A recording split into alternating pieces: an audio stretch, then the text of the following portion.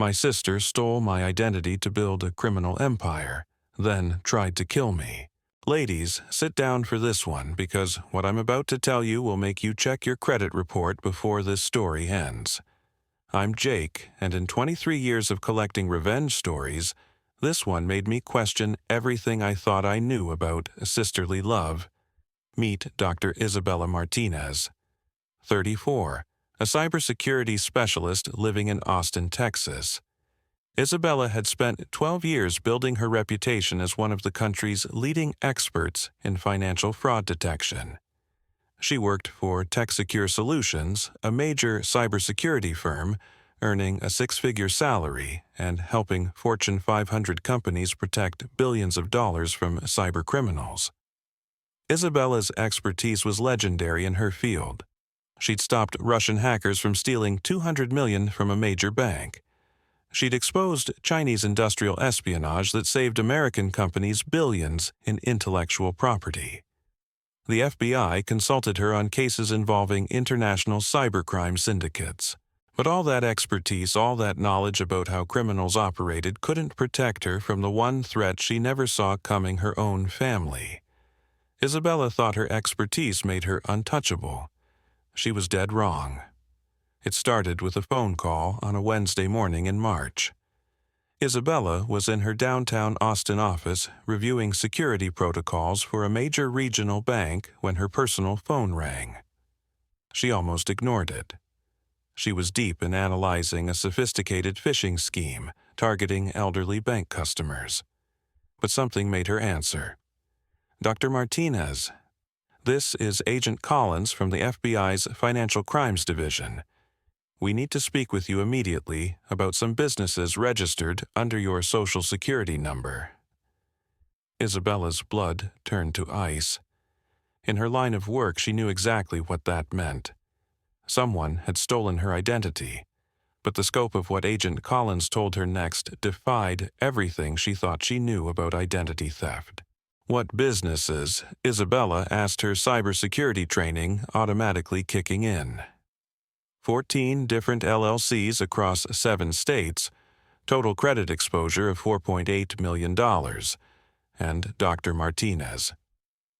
3 of these companies are currently under federal investigation for money laundering connected to Mexican cartel operations. Ladies, let that number sink in. $4.8 million. In her name, without her knowledge.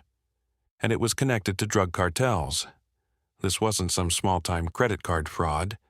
This was industrial-level identity theft that could destroy her life and land her in federal prison. "Agent Collins." Isabella said, her voice steady despite the panic rising in her chest. "I need you to send me everything you have. Every document, every registration, every financial record. I need to see the digital footprints." "Ma'am, we can't release evidence in an ongoing federal investigation." "Listen to me carefully." Isabella interrupted, her expertise taking over. "I'm a cybersecurity expert specializing in financial fraud. I've worked with the FBI on international cybercrime cases. I know more about digital forensics than most of your field agents. If someone stole my identity to this extent, they left digital breadcrumbs. And I'm the best person you have to follow those breadcrumbs back to whoever did this." Agent Collins paused. "Dr. Martinez, we're aware of your reputation. That's actually why we're calling you directly instead of just showing up with a warrant. We need your expertise to unravel this network. Then send me the files, all of them. And Agent Collins, we need to meet in person today. Because if someone was sophisticated enough to steal my identity on this scale, they're not done. And they probably know you're investigating them now." What Isabella discovered in those files would destroy her family and nearly cost her life. Isabella met Agent Collins at the FBI field office in Austin 3 hours later. Collins was a sharp woman in her early 40s with the focused intensity of someone who'd spent years tracking financial criminals. She spread the evidence across a conference table like pieces of a complex puzzle. Dr. Martinez, what we're about to show you represents one of the most sophisticated identity theft operations we've ever encountered. The person or persons who did this had intimate knowledge of your personal information, your work history, your financial habits, and your professional reputation. Isabella studied the documents with the cold, analytical mind that had made her famous in cybersecurity circles. What she saw made her stomach turn. The shell companies weren't random. They were strategically designed to exploit her specific expertise and reputation. Cybersecure Capital Holdings, LLC, registered in Delaware, listing Isabella as CEO and Chief Technology Officer. The company claimed to provide cybersecurity consulting to financial institutions. Martinez Digital Solutions, LLC, incorporated in Nevada with Isabella listed as founder and majority shareholder. This company allegedly developed anti-fraud software for banks. Lone Star Cyber Ventures, LLC, formed in Texas, describing Isabella as a renowned cybersecurity expert, providing services to law enforcement agencies. Southwest Financial Protection, LLC, registered in Arizona, claiming Isabella as the lead researcher developing blockchain security systems. Each company built on Isabella's real reputation and expertise. Whoever created them knew her work history, her published research, her client relationships, even her speaking engagements at cybersecurity conferences. Agent Collins, Isabella said, her voice barely containing her rage, whoever did this didn't just steal my identity. They weaponized my professional reputation. They used my expertise to create credibility for criminal operations. That's our assessment as well. The cartels have been looking for ways to legitimize their money laundering operations. Your reputation in cybersecurity made you the perfect front. Isabella continued analyzing the documents. The registration addresses were sophisticated too. Not random P.O. boxes, but actual office buildings in major financial districts. The company descriptions referenced real cybersecurity methodologies Isabella had developed. Even the corporate structures mimicked legitimate tech companies. This level of detail requires inside knowledge, Isabella concluded. Someone close to me provided this information. Someone who knows my work, my history, my professional relationships. Agent Collins nodded grimly. We've reached the same conclusion. Dr. Martinez, we need to ask you some difficult questions about your family and close associates. That's when Isabella's phone buzzed with a text message that would crack the case wide open. The text was from Isabella's older sister Carmen Martinez Silva, 37, a successful real estate attorney in Dallas. Carmen was the family's golden child.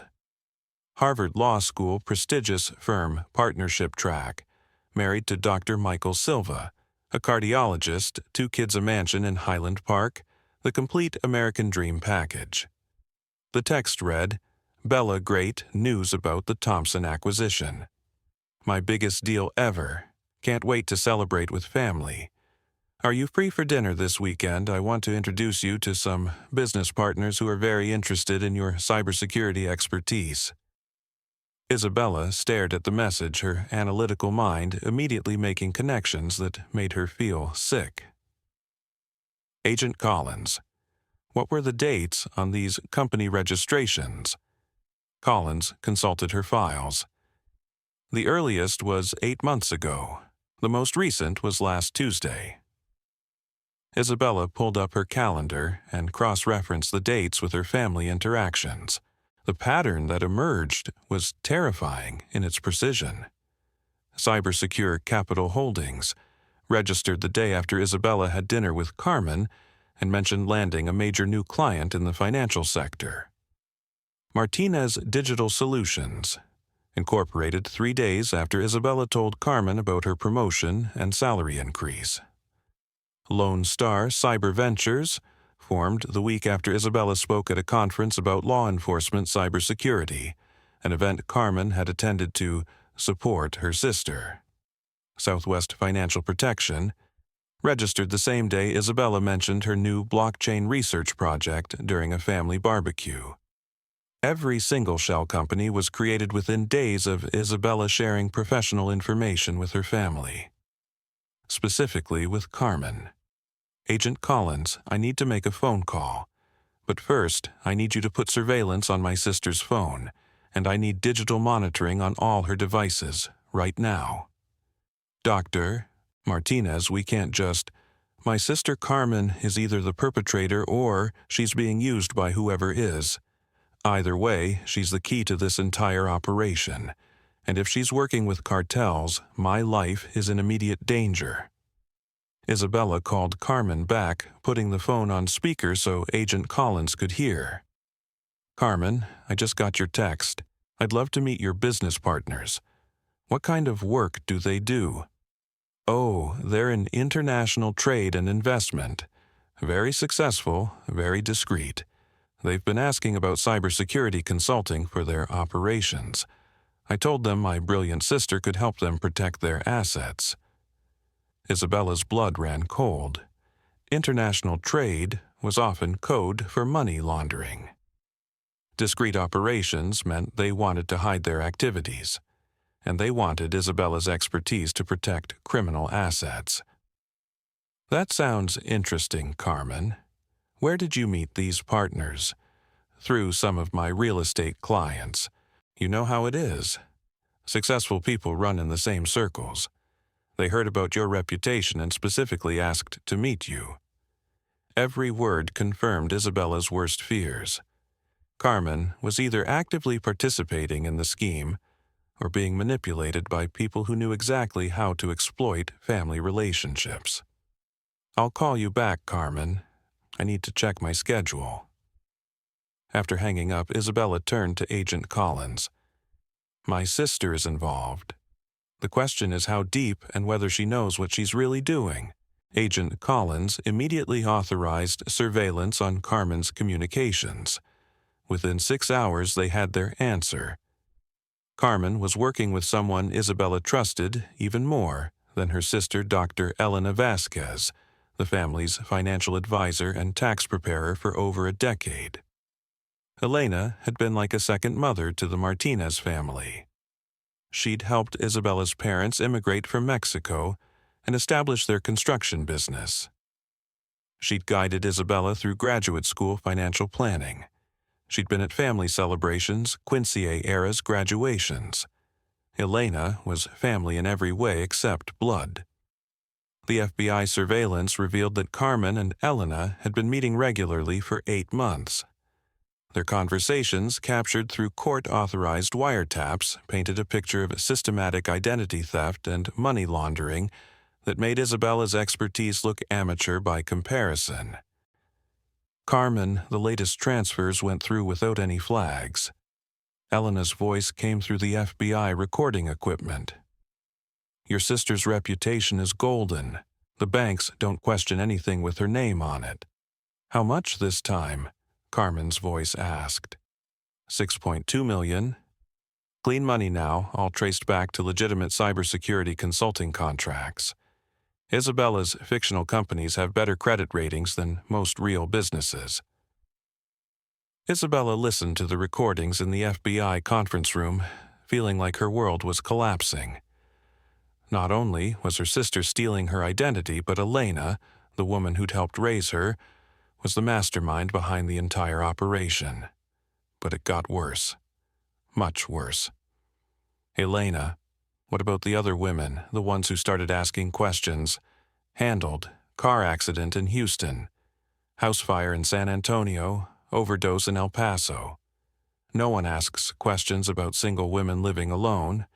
Very sad, but these things happen. Isabella's hands started shaking. Elena wasn't just stealing identities. She was murdering the victims who got too curious. And if Isabella starts investigating, she won't. She trusts family, but if she does... Elena's voice turned cold. "We have contingency plans. Your sister has a $3 million life insurance policy. Accidents happen to cybersecurity experts too, especially ones who investigate dangerous criminals." Agent Collins immediately activated protective protocols. Isabella was now a target for murder, and her own family was planning to kill her.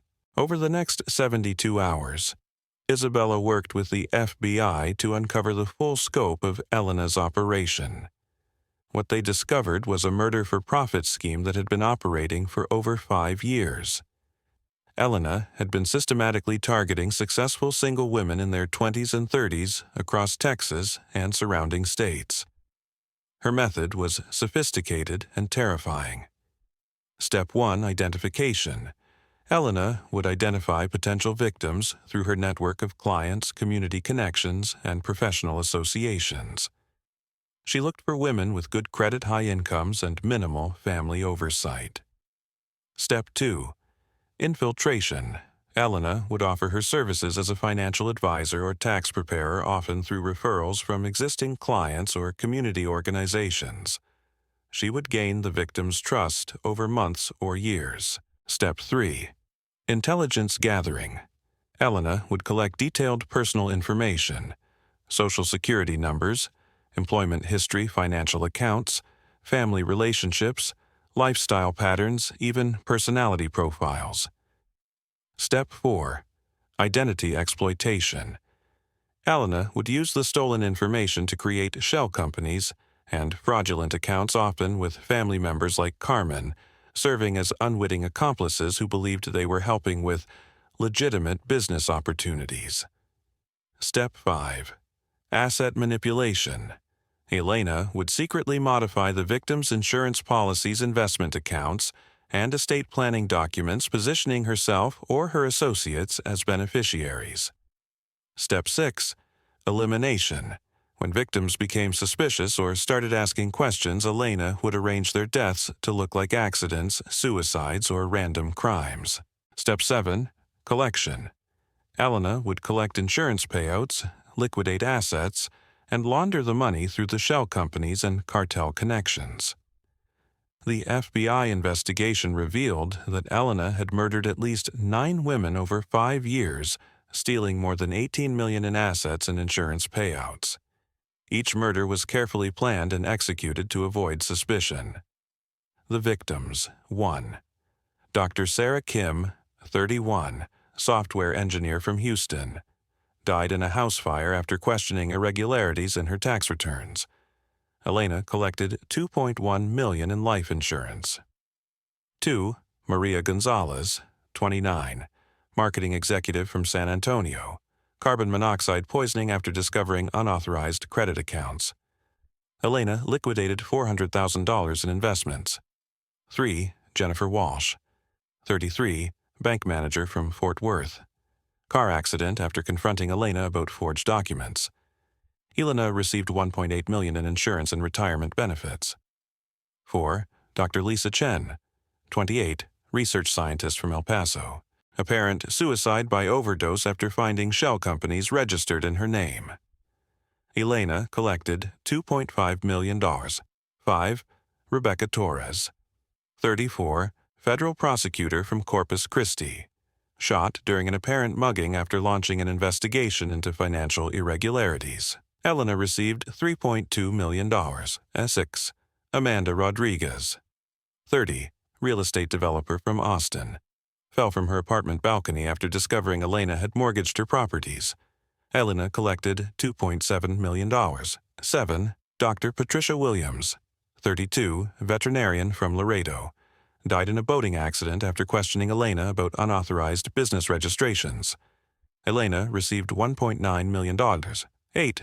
Sandra Martinez, 35, immigration attorney from Brownsville. House invasion gone wrong after she threatened to report Elena to authorities. Elena collected $2.3 million. 9. Dr. Michelle Torres, 29, emergency room physician from Galveston. Drug overdose after confronting Elena about identity theft. Elena received $1.8 million. Each woman had been successful, independent, and trusting. Each had made the mistake of questioning Elena's activities. Each had paid with her life. Isabella was supposed to be victim number 10. As the FBI investigation deepened, they discovered that Elena's operation was connected to the Sinaloa cartel through a network of corrupt professionals and businesses across the southwestern United States. The cartel needed sophisticated money laundering operations to clean drug profits, and Elena's identity theft scheme provided the perfect solution. Using stolen identities of respected professionals, Elena could create legitimate-looking businesses that could process millions in cash without raising suspicion. Isabella's cybersecurity expertise made her the crown jewel of Elena's operation. A company claiming to be run by a renowned cybersecurity expert could justify receiving large payments from clients who needed to protect their digital assets. The cartel could pay Isabella's fake companies millions for cybersecurity consulting, and the money would appear completely legitimate. The operation was even more sophisticated than Isabella had imagined. Elena had been building this network for over a decade, starting small with simple tax fraud and gradually expanding into identity theft, insurance fraud, and eventually murder for hire. The network structure. Elena Vasquez, the mastermind responsible for victim identification, intelligence gathering, and operational coordination. Carmen Martinez Silva, unwitting accomplice providing legal legitimacy and family access to Isabella. Dr. Michael Silva, Carmen's husband, providing medical expertise for staging deaths and accessing prescription drugs. Roberto and Maria Martinez, Isabella's parents, unknowingly providing community connections and victim identification through their church and business networks. Marcus Delgado, corrupt bank official facilitating fraudulent accounts and money transfers. Captain Luis Herrera, dirty police officer ensuring investigations into victim deaths remained superficial. Judge Patricia Morales, corrupt family court judge expediting estate settlements and insurance claims. Dr. James Richardson, corrupt medical examiner falsifying autopsy reports to support accidental death rulings. The scope was staggering. Elena had corrupted officials at every level of the system to ensure her crimes remained undetected and unpunished. While the FBI built their case against Elena's network, Isabella made a horrifying discovery about her own situation. She decided to review her personal insurance policies and financial accounts, expecting to find fraudulent modifications. What she found was far worse than she'd imagined. Elena had been manipulating Isabella's finances for over 3 years, making subtle changes that would seem innocent individually, but created a devastating pattern when viewed together. Life insurance modifications. Coverage increased from $500,000 to $3. $2 million over 18 months. Beneficiary changed from estate to a family trust managed by Elena. Premium payments transferred to automatic withdrawal from a business account Isabella had never opened. Policy terms modified to include immediate payout for accidental death investment account changes. Isabella's retirement accounts had been linked to high-risk investments that Elena controlled. Beneficiary designations had been altered to include Elena as a secondary beneficiary. Account passwords had been changed and linked to email addresses Isabella didn't recognize. Authorization forms had been forged allowing Elena to make trades without approval. Banking modifications. 3 credit cards had been opened in Isabella's name with Elena listed as an authorized user. A business checking account had been created for Martinez Cybersecurity Consulting, with Elena as co-signer. Direct deposit for Isabella's salary had been partially redirected to accounts she didn't control. Her credit report showed inquiries for loans and accounts she'd never applied for real estate manipulations. Elena had secretly taken out a second mortgage on Isabella's house. Property tax payments had been redirected through a company Elena controlled. Home insurance had been modified to include Elena as a business partner beneficiary. Property deed modifications were pending that would have transferred partial ownership to Elena. Elena had been systematically taking control of Isabella's entire financial life, positioning herself to benefit from Isabella's death, while making it appear that Isabella had voluntarily entered into business relationships with Elena. The most chilling discovery was a draft will found in Elena's files during the FBI search. The document, supposedly signed by Isabella, left Elena as the executor of her estate and primary beneficiary of all assets. The signature was a perfect forgery. Elena had been planning Isabella's murder for years, methodically setting up financial mechanisms to ensure she would profit maximally from Isabella's death. Isabella knew she was running out of time. Elena's pattern with previous victims showed that once they started investigating, they usually died within 2 to 3 weeks. Isabella had been asking questions for 5 days. The FBI wanted to arrest Elena immediately, but Isabella convinced them to let her play out Elena's plan. They needed to catch Elena in the act of attempted murder to ensure a conviction that would put her away forever. Isabella's opportunity came on Friday evening when Carmen called with an invitation that made Isabella's blood run cold. Bella Elena's hosting a family dinner this Sunday to celebrate my Thompson acquisition closing. She specifically asked me to invite you. She says she has some business opportunities she wants to discuss with you. Isabella knew this was it. Elena was ready to make her move. What kind of business opportunities? Isabella asked, knowing she was walking into a trap. She's been working with some international clients who need cybersecurity consulting. Very lucrative contracts. She thought you might be interested in some freelance work. International clients. That was cartel code. Elena was preparing to offer Isabella legitimate work that would actually be helping cartels protect their digital money laundering operations. When Isabella inevitably discovered the truth and threatened to expose them, Elena would have justification for eliminating her as a security threat. That sounds wonderful, Carmen. I'd love to meet these clients. Perfect Elena's making her famous mole. The whole family will be there. Mom, Dad, even Michael and the kids. It'll be like old times. Isabella felt sick. Elena was planning to kill her at a family dinner, surrounded by the people Isabella loved most. Carmen, Isabella's parents, even Carmen's innocent children would be witnesses to whatever Elena had planned. I'll be there, Carmen. What time? 6 o'clock. Oh, and Bella Elena asked if you could bring your laptop. She wants to show you some of the cybersecurity challenges her clients are facing. Elena wanted Isabella to bring the computer containing all her cybersecurity tools and access credentials. If Isabella died at the dinner, Elena could use Isabella's laptop to access sensitive systems and steal valuable information for the cartels. Of course, I'll bring everything. Isabella immediately called Agent Collins. Elena's making her move. Sunday dinner. I need full surveillance and a tactical team standing by.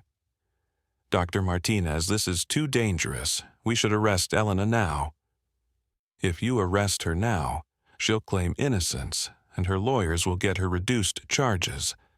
We need to catch her attempting murder. It's the only way to ensure she never hurts anyone again. And if something goes wrong, if our surveillance fails or she's more prepared than we think. Isabella was quiet for a moment, thinking about the 9 women Elena had already murdered. Thinking about all the future victims if Elena wasn't stopped permanently. Then at least other women will be safe. Agent Collins, this monster has been killing for years. We have one chance to stop her forever. I'm not going to waste it. Sunday evening arrived with unseasonable rain for Austin in spring. Isabella drove to Elena's ranch-style home in the affluent Westlake Hills neighborhood, knowing she might not survive the night. She was wearing multiple concealed recording devices, GPS trackers, and a panic button that would alert the FBI tactical team positioned in surveillance vehicles around the neighborhood. Her laptop had been modified by FBI technicians to record everything and transmit data in real time to federal servers. Isabella arrived at exactly 6 p.m. to find the whole family already there. Her parents, Roberto and Maria, were in the living room with Carmen's children playing board games and laughing. Carmen and her husband Michael were in the kitchen helping Elena prepare dinner. Everything looked perfectly normal, like hundreds of family dinners Isabella had attended over the years. Mija, Roberto embraced her warmly. Elena has been so excited to see you. She says she has wonderful business opportunities to discuss. Isabella hugged her father, knowing he had no idea his trusted financial advisor was a serial killer who'd been planning his daughter's murder. Isabella, Elena called from the kitchen. Come help us finish dinner. I want to hear about all your exciting cybersecurity work. In the kitchen, Elena looked exactly as she always had, warm, maternal, genuinely happy to see Isabella. She was wearing an apron that said, "World's Best Cook," and had flour on her hands from making tortillas. She looked like everyone's favorite aunt, not a cold-blooded murderer. Elena Carmen tells me you have some international clients who need cybersecurity help. Yes, very successful business people who need to protect their digital assets. They're willing to pay premium rates for expert consultation. Elena's eyes gleamed with what Isabella now recognized as predatory excitement. What kind of businesses do they run? Import and export. International trade. Very lucrative, but very competitive. They need someone they can trust completely. Import and export, the classic cartel cover story. Carmen jumped in enthusiastically. Bella, these could be million-dollar contracts. Elena's clients don't worry about cost when they need the best. Isabella felt sick watching her sister's genuine excitement. Carmen truly believed she was helping Isabella access legitimate business opportunities. She had no idea she was helping set up her sister's murder. That sounds amazing. When can I meet them? Actually, Elena said, stirring the mole sauce. They're very private. They prefer to review your credentials and capabilities first. That's why I asked you to bring your laptop. I thought we could show them what you're capable of. Elena wanted access to Isabella's cybersecurity tools and credentials so she could demonstrate Isabella's value to the cartels before eliminating her. During dinner, Isabella noticed several troubling details that confirmed Elena was preparing to kill her that night. The seating arrangement. Elena had positioned Isabella with her back to the kitchen and facing the living room where the children were playing. This would make it difficult for Isabella to escape and would put innocent family members in danger if Isabella tried to fight back. The drink service. Elena had prepared a special agua fresca just for Isabella that smelled slightly off. Isabella pretended to drink it, but didn't swallow. The FBI lab would later confirm it contained a paralytic drug that would have incapacitated Isabella within minutes. The conversation topics. Elena kept steering discussions toward Isabella's work schedule, her security systems at home, and whether anyone would miss her if she didn't show up to work Monday morning. Elena was gathering final intelligence for the murder. The family distractions. Elena had arranged for Roberto and Maria to take Carmen's children to the park after dinner, and for Carmen and Michael to run errands. Elena wanted Isabella alone for the final phase of her plan. The laptop request. Elena repeatedly asked Isabella to demonstrate her cybersecurity capabilities, trying to get Isabella to enter passwords and access codes that Elena could use later. As dinner progressed, Isabella played her role perfectly while documenting everything for the FBI. She pretended to drink the drugged agua fresca, acted enthusiastic about the fake business opportunities, and began entering credentials on her laptop as if she were preparing to demonstrate her capabilities to Elena's clients. At 8:30 p.m., exactly as Elena had orchestrated, Roberto and Maria left with the grandchildren for ice cream. Carmen and Michael departed to pick up dessert from a bakery across town. Elena had maneuvered to get Isabella completely alone. "Now," Elena said, her warm grandmother facade dropping away like a mask, "let's discuss your real future." With the family gone, Elena's entire demeanor changed. The warm, maternal woman disappeared, replaced by someone cold, calculating, and utterly without conscience. "Isabella, you've been asking a lot of questions lately. Questions about businesses registered in your name. Questions about your financial accounts. Questions that could cause problems for a lot of people." Isabella continued pretending the drug was taking effect, slurring her words slightly. "Elena, what are you talking about? I don't understand." "Oh, I think you understand perfectly. You're a cybersecurity expert. You know how to follow digital trails. You've figured out that I've been using your identity for business purposes." Business purposes. Isabella let her voice sound confused and frightened. "Money laundering, Isabella. I've been cleaning funds for some very serious people. People who don't appreciate government interference in their operations." Elena moved closer, and Isabella could see a kitchen knife in her hand. "You see, Isabella, you were perfect for our needs. Respected cybersecurity expert, impeccable reputation, family connections that made you trustworthy. Your identity legitimized operations worth hundreds of millions of dollars. You've been stealing from me, stealing no dear. I've been using your reputation to help our clients clean their money. In return, I've been managing your finances, optimizing your insurance, setting up trust funds. You would have been well taken care of." "Would have been?" Elena smiled, and Isabella saw pure evil in that expression. "Unfortunately, you couldn't leave well enough alone. You started investigating. You brought in the FBI. You've made yourself a threat to very dangerous people." Elena raised the knife. "Your death will look like a home invasion gone wrong. A brilliant cybersecurity expert killed by criminals seeking revenge for her work with law enforcement. Very tragic, very believable. Elena, please, I'm family." "Family," Elena laughed. "Isabella, I've killed 9 women in the past 5 years. All of them trusted me like family. Family is just another tool for manipulation." That's when Isabella dropped the act. "You're right, Elena. Family is a tool for manipulation. But you made one critical error."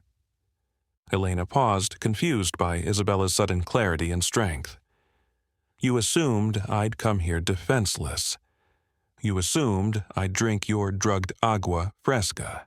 You assumed I'd enter my real passwords on that laptop." Isabella stood up, showing no signs of drug impairment. "Elena Vasquez, you're under arrest for conspiracy, money laundering, identity theft, and murder in the first degree." Elena's eyes widened as FBI agents burst through every entrance of the house simultaneously. The FBI tactical team had been listening to every word through Isabella's concealed recording devices.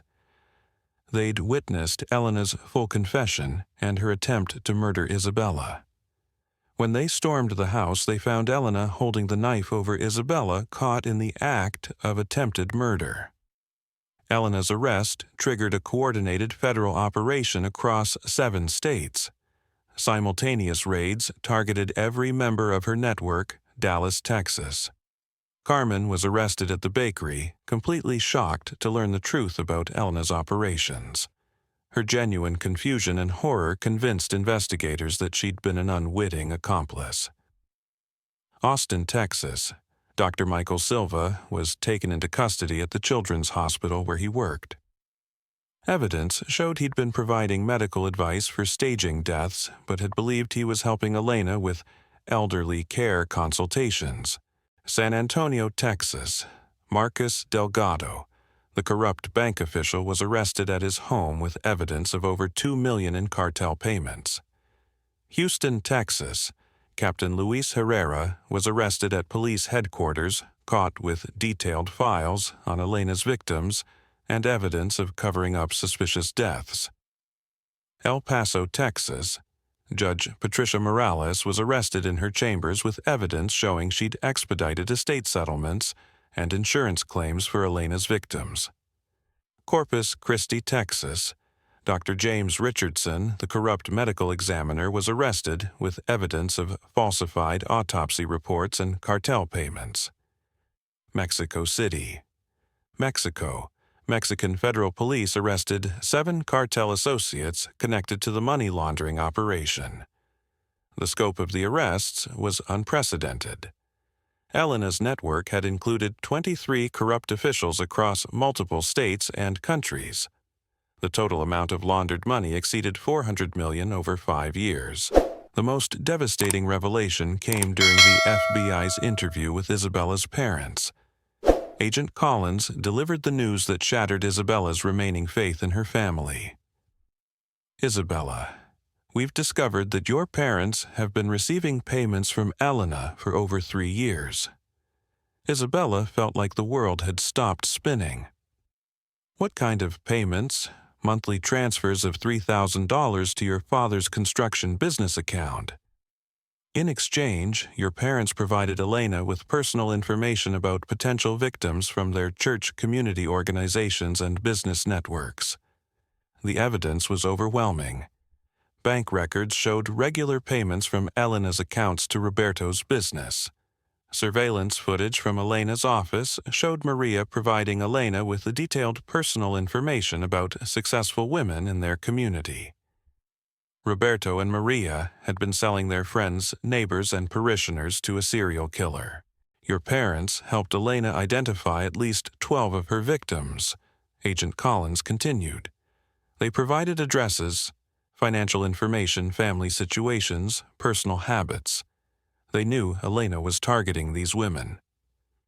Did they know she was killing them? We believe they suspected, but chose not to ask questions. The money was too good, and Elena convinced them they were just helping with financial consulting services for successful women in the community. Isabella sat in stunned silence. Her entire family had betrayed her. Carmen, through naive greed, her parents, through willful ignorance, and Elena, through pure evil.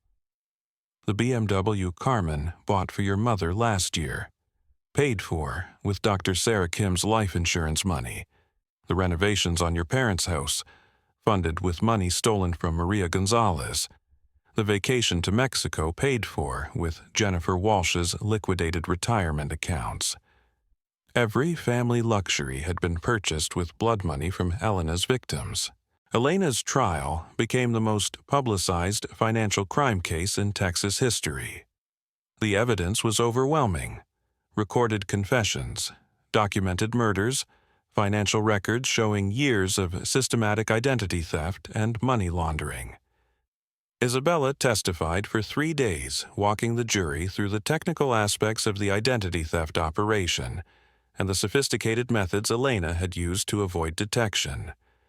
Her testimony was clinical, professional, devastating. Carmen testified as a cooperating witness, her shock and horror at learning the truth clearly genuine. She received a reduced sentence of 8 years for money laundering in exchange for her full cooperation. Dr. Michael Silva was sentenced to 12 years for his role in providing medical assistance for staging murders, though investigators concluded he'd believed he was helping Elena with legitimate elderly care consultations. Roberto and Maria Martinez were each sentenced to 15 years for conspiracy and accessory to murder. Their age and cooperation reduced what could have been life sentences. The corrupt officials received sentences ranging from 25 years to life. Marcus Delgado, 25 years for banking fraud and conspiracy. Captain Luis Herrera, life without parole for corruption and accessory to murder. Judge Patricia Morales, 30 years for judicial corruption and money laundering. Dr. James Richardson, life without parole for falsifying evidence and accessory to murder. Elena Vasquez was sentenced to 9 consecutive life sentences without the possibility of parole. As she was led away in shackles, she looked directly at Isabella and spoke her final words. "This was never about money. This was about power, and you'll never be safe." Elena's warning proved prophetic. 3 months after her sentencing, Isabella learned that the Sinaloa cartel had placed a $750,000 bounty on her head for cooperating with federal authorities and causing the loss of their money laundering network. Deputy U.S. Marshal Sandra Williams arrived at Isabella's Austin home at 3 a.m. with devastating news. "Dr. Martinez, we have credible intelligence from multiple sources that there are active assassination teams looking for you. The cartel isn't just angry about the money. They're furious that you exposed their entire southwestern laundering operation." Isabella was immediately placed in the Federal Witness Protection Program. Her life as Dr. Isabella Martinez, cybersecurity expert in Austin, Texas, was over. She would have to disappear, completely assume a new identity, and start over somewhere far from everything she'd known. "How long?" Isabella asked as she packed a single suitcase with essential items. "Indefinitely. The cartel has a long memory and unlimited resources. As long as the Sinaloa organization exists, you'll be a target." The marshals moved Isabella to a safe house in rural Montana, thousands of miles from her former life. From there, she watched as her world collapsed through news reports and FBI updates. The cartel's revenge wasn't limited to Isabella. They systematically targeted everyone connected to the investigation. Agent Rebecca Collins was attacked in her home by cartel assassins. She survived, but was permanently disabled and forced into early retirement. Agent Sandra Williams received credible death threats and was relocated with her family to an undisclosed location. Judge Robert Harrison, who presided over Elena's trial, found a bomb attached to his car. The device was discovered before it could detonate. Prosecutor Maria Santos was shot at outside the courthouse, but survived when her bulletproof vest stopped the rounds. The cartel's message was clear: anyone who interfered with their operations would pay a price. For 8 months, Isabella lived in isolation in the Montana safe house, surrounded by mountains and protected by federal marshals. She couldn't contact her family, couldn't return to her career, couldn't even use her real name. The psychological impact was devastating. Isabella had gone from being a respected expert with a successful career to being a prisoner in her own protection. She couldn't work in cybersecurity because her expertise would make her identifiable. She couldn't maintain professional relationships because any contact could expose her location. During this period, Isabella learned the full scope of the cartel's revenge campaign, the network rebuilding. Despite the arrests, the Sinaloa organization was rebuilding their money laundering operations, using different methods and personnel. Isabella's work had slowed them down, but hadn't stopped them. International connections. The cartel had connections with organized crime groups in Eastern Europe, Asia, and South America. They were sharing Isabella's information with criminal networks worldwide. Technological warfare. The cartel had hired their own cybersecurity experts to hunt for Isabella's digital footprints. They were monitoring social media, tracking financial transactions, and scanning facial recognition databases. Family targeting. Roberto and Maria Martinez were attacked in federal prison by cartel associates. Both survived but were moved to maximum security facilities for their own protection. Isabella realized that hiding indefinitely wasn't a solution. The cartel would never stop hunting her, and their resources were virtually unlimited.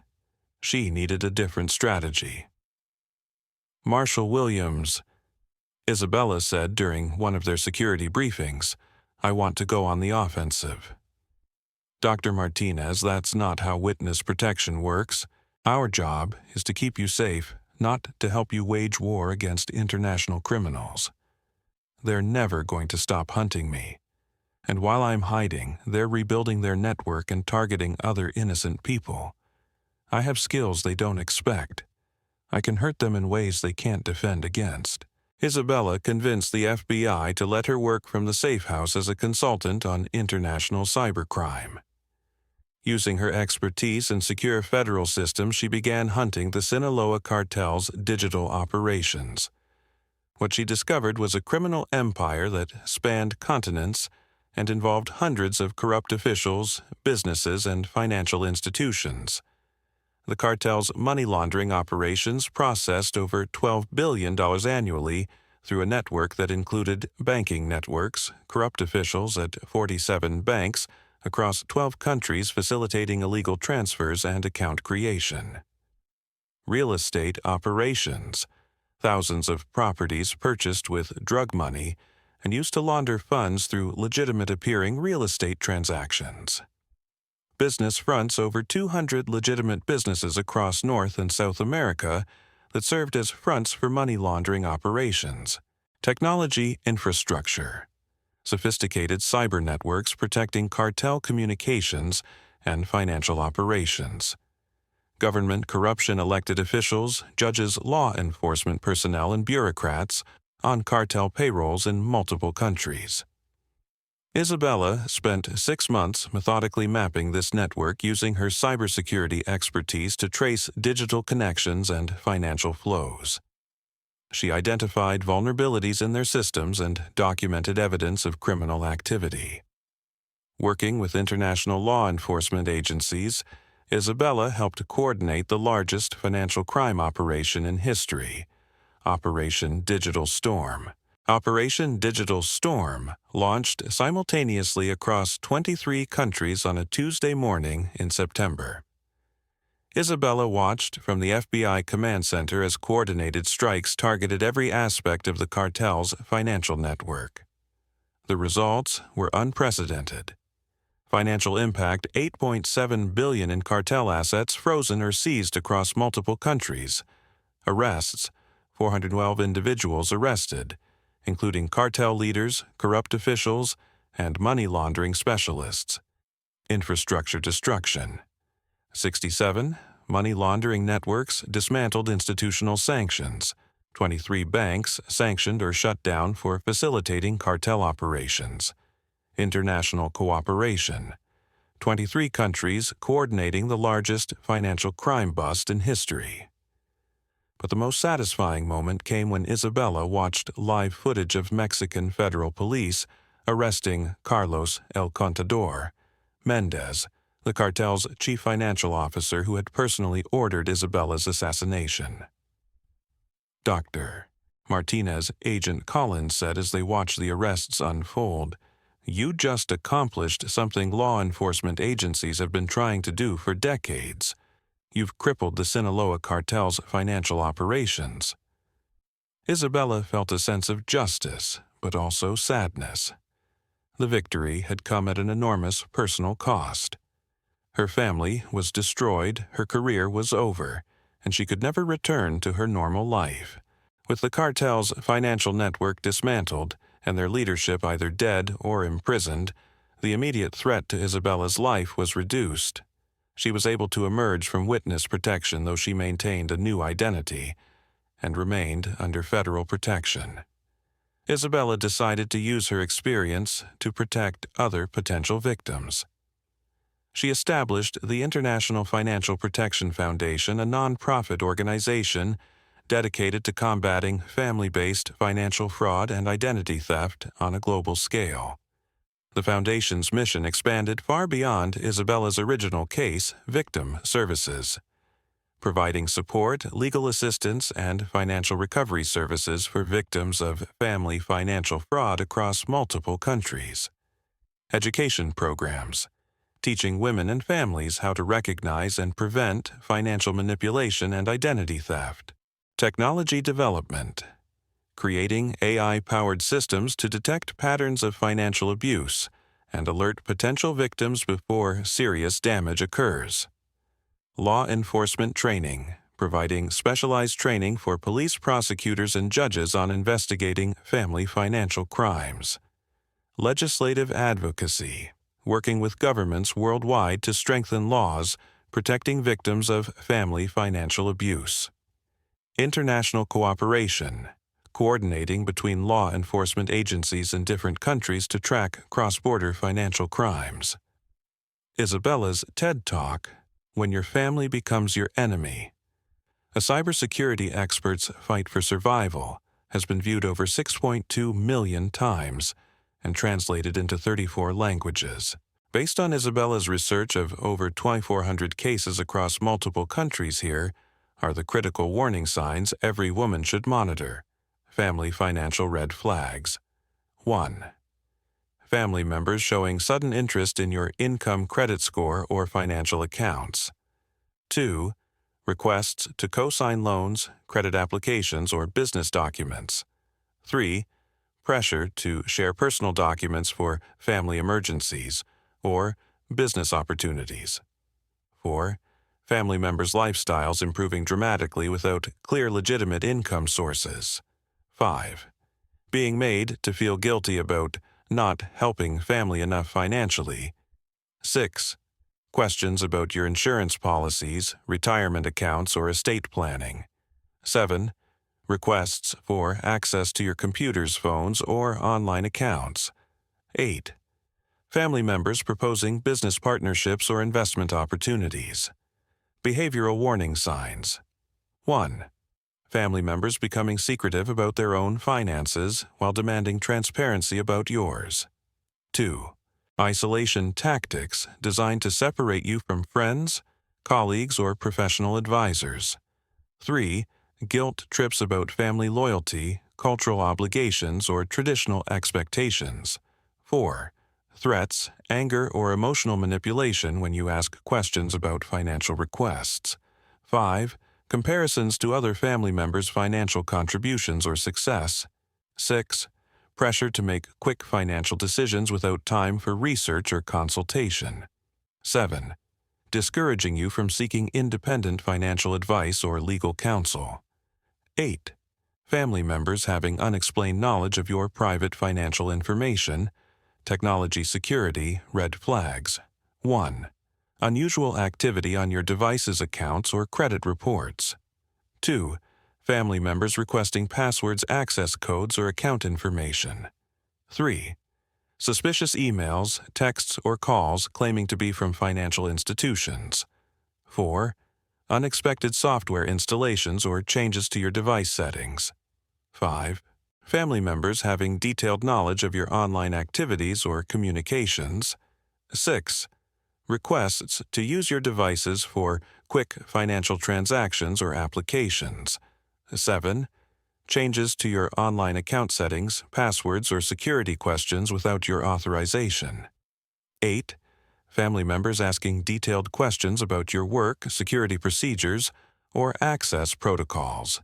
Financial account warning signs. 1. Unexpected changes to account beneficiaries, contact information, or authorized users. 2. New accounts, credit cards, or loans appearing on your credit report without your knowledge. 3. Unusual transactions, transfers, or withdrawals from your accounts. 4. Changes to your insurance policies, coverage amounts, or beneficiary designations. 5. Investment account modifications or suspicious trading activity. 6. Mail forwarding or address changes you didn't authorize. 7. Missing financial statements or important documents. 8. Discrepancies between your records and official financial statements. Isabella's foundation teaches comprehensive protection strategies based on real-world experience with sophisticated financial criminals. Immediate digital protection measures. 1. Unique password systems use complex unique passwords for every financial account stored in encrypted password managers that family members cannot access. 2. Multi-factor authentication. Enable advanced authentication on all financial accounts using methods that require your physical presence or biometric confirmation. 3. Credit monitoring. Set up comprehensive credit monitoring with all 3 major bureaus with alerts for any new accounts inquiries or changes. 4. Account alerts. Configure immediate notifications for all financial account activities, no matter how small. 5.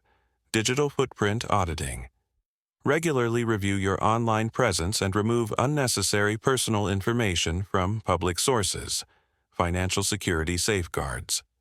1. Separate emergency resources. Maintain emergency accounts at different financial institutions that family members don't know about. 2. Independent professional relationships.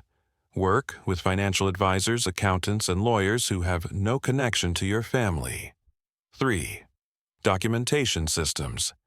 Keep detailed records of all family financial interactions stored in secure locations family cannot access. 4. Beneficiary management review and update beneficiaries on all accounts annually, ensuring no unauthorized changes have been made. 5. Estate planning protection. Work with independent attorneys to create estate plans that include protection against family manipulation. Legal protection strategies. 1. Power of attorney safeguards. Create power of attorney documents only with trusted, non-family members or professional trustees. 2. Written family financial agreements. Document any financial assistance to family members with formal written agreements including repayment terms. 3. Independent legal counsel. Maintain relationships with attorneys family members don't know about for confidential advice. 4. Financial interaction. Documentation. Keep detailed records of all family financial requests, agreements, and transactions. 5. Legal rights education. Understand your rights under federal and state identity theft, financial fraud and elder abuse laws, technology security protocols. 1. Device security. Use enterprise-grade security software and keep all devices updated with latest security patches. 2. Network security. Avoid conducting financial business on shared computers or unsecured networks. 3. Communication security. Be extremely cautious about financial discussions over phone, email, or text messaging. 4. Physical security. Store important documents in bank safety deposit boxes or secure off-site locations. 5. Regular security audits. Periodically review all your digital accounts, devices, and security settings for unauthorized changes. Isabella's Latina background provides unique insights into how cultural expectations can be exploited by financial predators. In many cultures, including Hispanic, Asian, and Middle Eastern communities, family loyalty is considered the highest virtue. Isabella explains during her international speaking engagements. Criminals like Elena and Carmen exploited those values, making family members feel guilty for protecting themselves. Balancing cultural values with personal protection. Respect heritage while protecting assets. Family loyalty and cultural traditions are valuable, but they should enhance your life, not endanger your financial security. Distinguish between support and exploitation. Helping family members with legitimate needs is different from being manipulated into funding criminal activities or risky schemes. Maintain cultural connections. Safely. You can honor cultural expectations about family while still maintaining appropriate financial boundaries and security measures. Seek cultural community support. Many ethnic and religious communities now offer financial literacy programs that respect cultural values while teaching modern protection strategies. Address generational differences. Older family members may not understand modern financial risks, requiring patient education about current threats and protection methods. Community-specific resources language. Appropriate services. Isabella's Foundation provides materials and services in over 20 languages, ensuring language barriers don't prevent people from accessing protection. Cultural competency. Training law enforcement and financial institutions receive training on how cultural factors can complicate financial fraud investigations. Community leader education. Religious leaders. Community organizers and cultural associations receive education about family financial abuse to help them recognize and respond to warning signs. Peer support networks. Support groups specifically designed for people from particular cultural backgrounds help victims navigate the unique challenges of protecting themselves while maintaining cultural connections. Family mediation services. Specialized counselors help families address financial conflicts while respecting cultural values and maintaining relationships where possible. Isabella works with leading technology companies to develop cutting-edge protection tools. Artificial intelligence fraud detection, machine learning systems that analyze patterns of family financial abuse by monitoring spending habits, account access patterns, and application activities across multiple financial institutions. Blockchain identity protection. Immutable distributed ledger systems that create permanent records of personal information usage, making it impossible for family members to steal identities without leaving permanent digital evidence. Biometric account security. Advanced authentication systems using fingerprints, retinal scans, and voice recognition that prevent family members from accessing accounts even if they obtain passwords or personal information. Real-time monitoring networks. Integrated systems that monitor credit reports, bank accounts, investment portfolios, and insurance policies, simultaneously alerting users to any unauthorized changes within minutes. Secure family financial platforms. Technology that allows families to share appropriate financial information for legitimate purposes while maintaining individual privacy and preventing unauthorized access to sensitive accounts. Predictive risk assessment AI systems that analyze family relationship patterns, financial behaviors, and communication patterns to identify potential fraud risks before they develop into serious threats.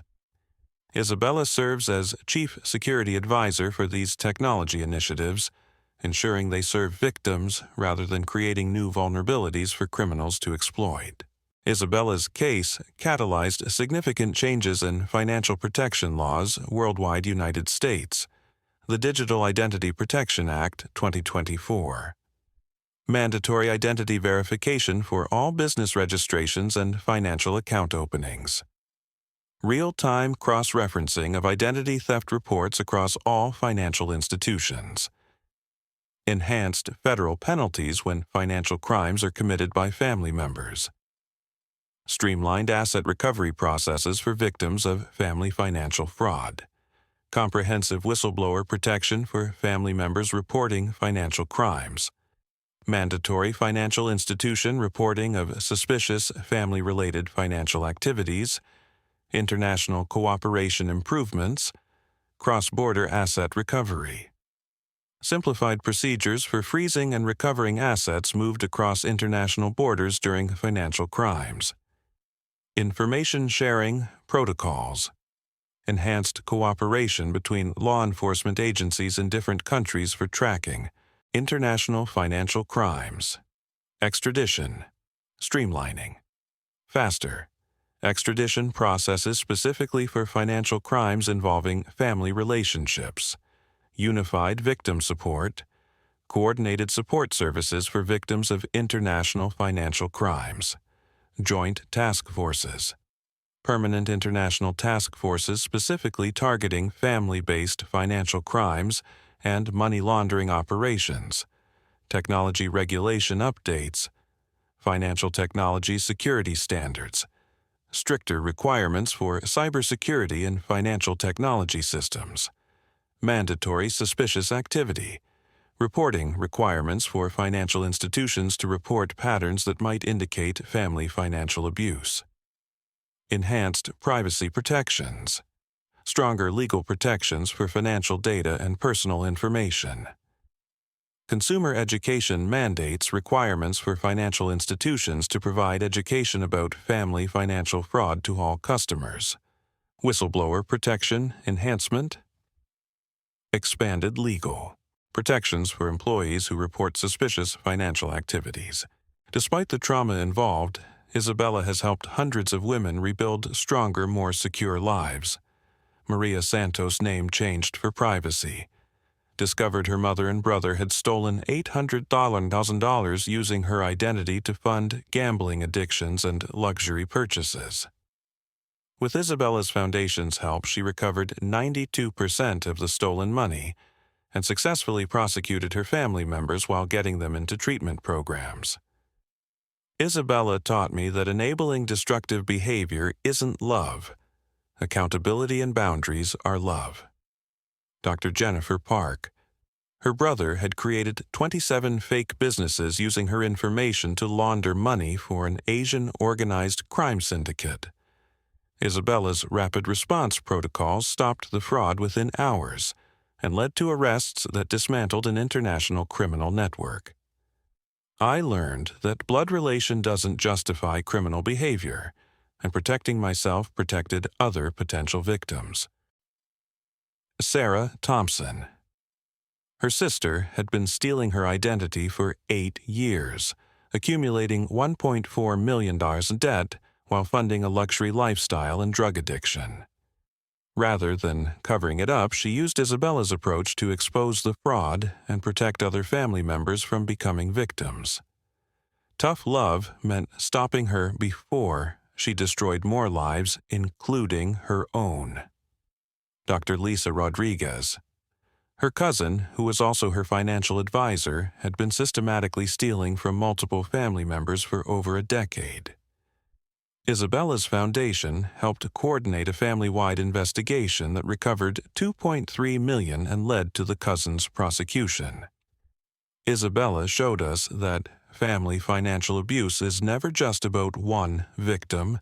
There are always multiple targets. Rebecca Chen.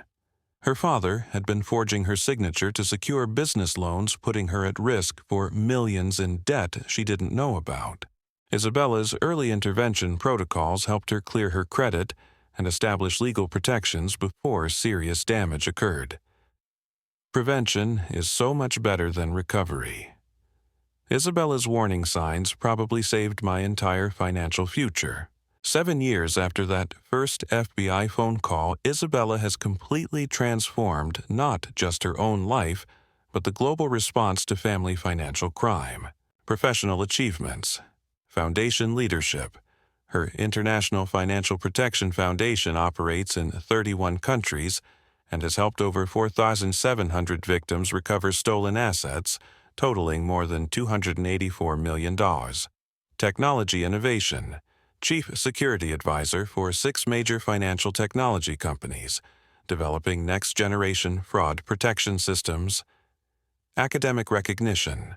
Adjunct professor at Stanford University, teaching courses on cybersecurity and financial crime investigation. Government consulting. Regular advisor to federal agencies, international law enforcement and legislative bodies on financial crime prevention. Media. Influence. Author of 3 best-selling books on financial protection and cybersecurity, personal transformation.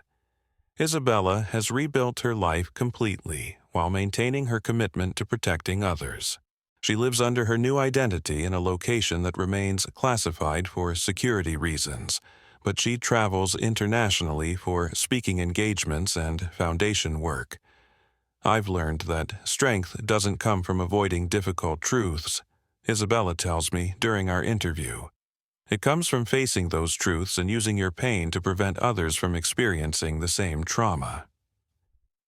Current mission focus. Isabella's work now focuses on 3 primary areas. 1. Prevention, education, teaching. Women and families worldwide, how to recognize and prevent financial manipulation before it becomes dangerous. 2.